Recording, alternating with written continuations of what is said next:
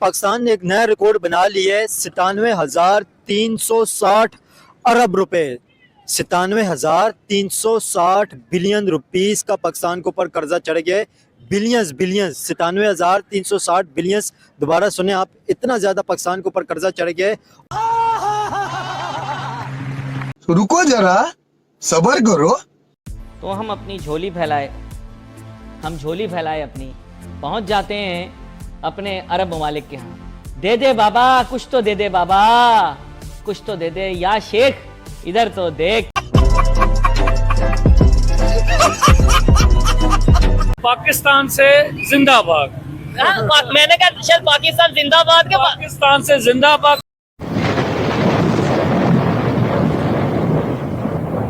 जितना भी कर्जा लिया गया ये पब्लिक ही अदा करेगी ना। मेरी बात सुनो, ये पब्लिक से हर जगह पैसे निकाल रहे हैं। ये तरबूज का किलो इस टाइम 80 रुपए चल रहे हैं, इसको होना चाहिए था अभी 40 रुपए।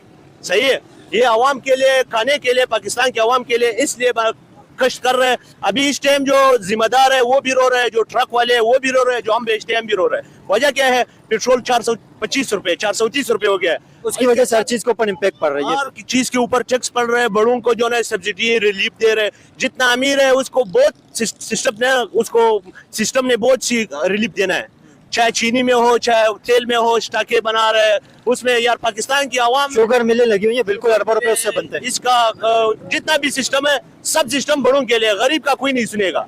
गरीब के ऊपर टैक्स लगा हुआ है, उसने घर का बिजली का बिल देना है, गैस का देना है, मुर्गी बढ़ रहे हैं, गोश्त बढ़ रहा है, हर चीज महंगा हो रहा है। रिलीफ कुछ भी नहीं है आवाम के लिए। सारा के सारा बड़े जो है उसको क्या है, उसको कुछ जरूरत ही नहीं है किसी चीज का, न बिल का कोई पता है, न उसको देना है।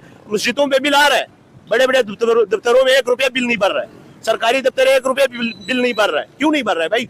हम गरीब आदमी है, सारा पाकिस्तान का आवाम है, सब बिल भर रहा है। अभी सरकारी दफ्तर बिल नहीं भर रहा है। अभी आपको पता है जो इतना ज्यादा पाकिस्तान के ऊपर लोन चढ़ गया, इतना ज्यादा जो कर्जा ये आवाम ही अदा करेगी, क्या कहेंगे? अभी कर्जा दिन ब दिन बढ़ता जा रहा है। यार ये हुकूमत की नाकामी की वजह से। हुकूमत 75 साल से इधर बैठा हुआ है, हुकूमत कोई और कर रहा है, आप कोई और रहा है। सही है, अगर ये सही सिस्टम में हुकूमत आवे तो ये कर्जा भी अदा हो जाएगा, सब कुछ हो जाएगा, बर्दाश्त भी करेगा आवाम। इस तरह नहीं होगा कि और लौटता जाएगा। और ये तुम जितना भी बता रहे हैं इससे ट्रिपल आवाम ने दिया हुआ है, पता नहीं गायब किधर हो रहा है। आवाम का टैक्स आवाम पे नहीं लगते। आवाम की किधर लग रहा है भाई? यहाँ पता नहीं कितना अरब का इसका बजट पास होता है। गलियों में नालियों में तुम इधर बारिश हो जाए, फिर तुम इधर रोड पे घूमो, पैदल पाँव रखने की जगह नहीं होगा। इतना गाड़ियां बीच में फंस जाती है पानी। अभी सर्दी आ रहा है, इंशाल्लाह फिर यही कहानी चलेगा। ऐसा गर्मी में, सर्दी में, हर चीज कोई सिस्टम नहीं है भाई। पाकिस्तान में कोई सिस्टम नहीं है, बस गरीब का अलाई ऊपर भरोसा है और कुछ भी नहीं है भाई। सारा रो रहा है, सारा गरीब तंग है, कारोबारी भी है, जितना भी है, किराया नहीं भर रहा है भाई। लोग किराए के ऊपर तंग हो रहे हैं। पेट्रोल भी इधर पैदल चला रहा है, पैदल बैग को जला रहा है। क्यों जला रहा है भाई? पेट्रोल का पैसा ही नहीं है। 400 कितना का हो गया? बाहर मुल्कों में कितना का है, इधर कितना है भाई? इधर पाकिस्तान में कोई वो नहीं है गरीब आवाम के लिए। आवाम भी नहीं निकल रहा है भाई, आवाम को निकलना चाहिए भाई। आवाम निकलेगी तो आवाम फिर खाएगी क्या? एक दिन के लिए लोग घर से बाहर निकलेंगे तो लोगों का रोजी रुक जाएगी। आवाम को जितना महंगाई में फंसा वो निकलने के लिए, अब भाई वो पेट भरेगा या निकलेगा? तो आप क्या समझते हैं इतना रिकॉर्ड जो पाकिस्तान के ऊपर कर्जा है इसका क्या होगा और ये पब्लिक किस तरह अदा करेगी? पहले ही पब्लिक के ऊपर इतने ज्यादा टैक्सेस लगे हुए हैं और मजीद कर्जा लिया जा रहा है। अभी अभी IMF की तरफ से 1.3 बिलियन डॉलर का इस वक्त लोन लिया गया गवर्नमेंट की तरफ से। ये पब्लिक किस तरह चुकाएगी इतना ज्यादा कर्जा? देखें, पब्लिक तो पहले फटी पड़ी है, महंगाई दिन पर दिन बढ़े जा रही है, हर चीज़ पे पैसे बढ़ रहे हैं, पेट्रोलों पे दिन रात पैसे बढ़ा रहे हैं, पब्लिक ट्रांसपोर्ट पे पैसे बढ़ रहे हैं। ज़्यादातर अब देखिए टाइमिंग कम कर दी है, मार्केटिंग क्या हाल हुई है, लॉकडाउन लग गया, ऐसा लग रहा है जैसे कोरोना दोबारा आ गया। इंसान काम से निकले कब, कहीं उसके अलावा क्या काम करे? 9 बजे काम से आए, फिर कहीं और काम करने को क्या करे? दिन में गर्मी इतनी, दिन में कैसे आदमी निकल सकता? रात में निकले तो सब बंद पड़ा हुआ है। इंसान कहाँ निकले? ना कमाने निकले तो सीधे कमाने नहीं दे लोग, वापसी आओ तो कुछ खरीदने जाओ तो सब बंद पड़ा होता है।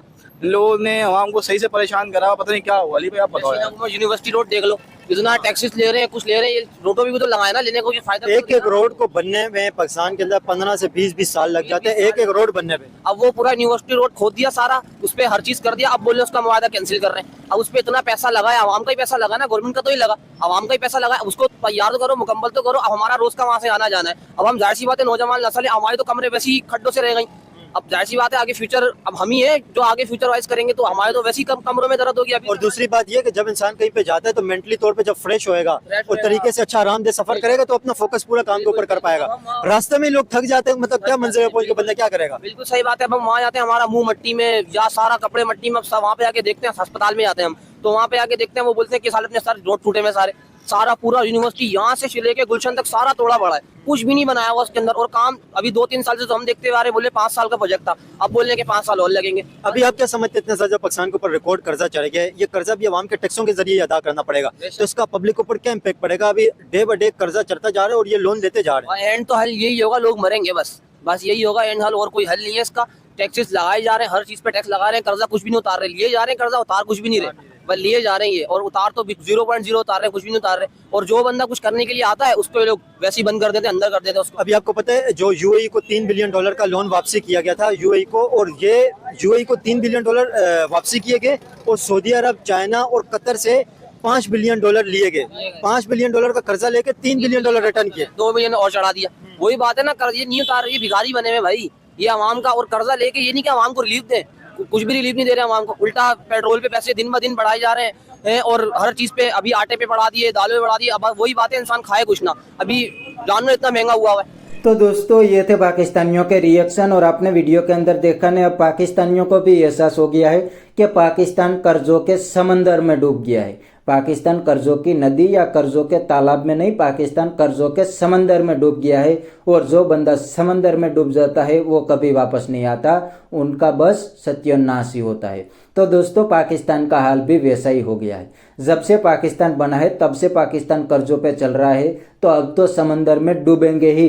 आज दोस्तों पाकिस्तान के ऊपर रिकॉर्ड कर्जा चढ़ गया है, और मैं बताऊं तो पाकिस्तान ऐसे कर्जों के चक्रव्यूह में फंस गया है कि पाकिस्तान के प्राइम मिनिस्टर कटोरा लेके जाते हैं और पाकिस्तान को चलाने के लिए एक लोन लेते हैं, और दोस्तों उस लोन के ब्याज को वापस करने के लिए पाकिस्तान को दूसरी लोन लेनी पड़ती है। मतलब पाकिस्तान ब्याज वापस करने के लिए भी लोन लेता है। तो ये हो गया है पाकिस्तान का हाल। अब पाकिस्तान कर्जों की जाल में से कभी नहीं निकल पाएंगे। हमें तो लगता है कि आने वाले सालों में फिर से पाकिस्तान के टुकड़े ही होने वाले हैं, क्योंकि कब तक ये पाकिस्तानी पब्लिक पाकिस्तान की गवर्नमेंट और आर्मी को अपने सर पे नचाएंगे। अब तो इन लोगों से तंग आ गए हैं, अब इनको ही पाकिस्तान से भगाना चाहते हैं। तो बस दोस्तों आज के वीडियो में इतना ही। अगर आपको ये वीडियो पसंद आई है तो वीडियो को लाइक शेयर कर दीजिए और चैनल को सब्सक्राइब करना मत भूलिए। थैंक यू, मिलते हैं नेक्स्ट वीडियो में।